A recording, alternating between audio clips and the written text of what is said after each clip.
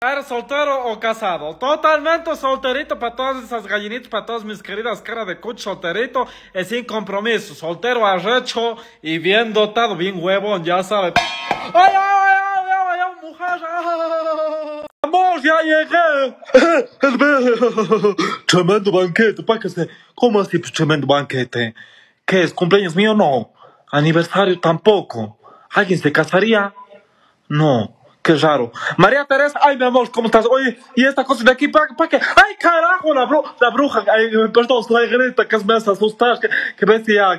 Oiga, ¿y este banquete cómo así? ¿Quién hizo? Para mí, dice.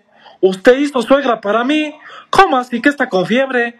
¿Con dolor de cabeza? ¿Con diarrea? ¿Va a morir o qué cosa? ¿Que me siente y ahora qué pasó? ¿Para qué quieren que me siente? Cualquier cosa yo no le sido infiel a la María Teresa. Cuidadito con andar. ¿No está con veneno esto? No, no está nada. ¿Qué? ¿Que me va a dejar de herencia la casa? En el testamento que tengo que firmar. El ve, pues, ¿cómo así? Sí me ha querido usted. ¡Qué barbaridad! ¡Qué barbaridad!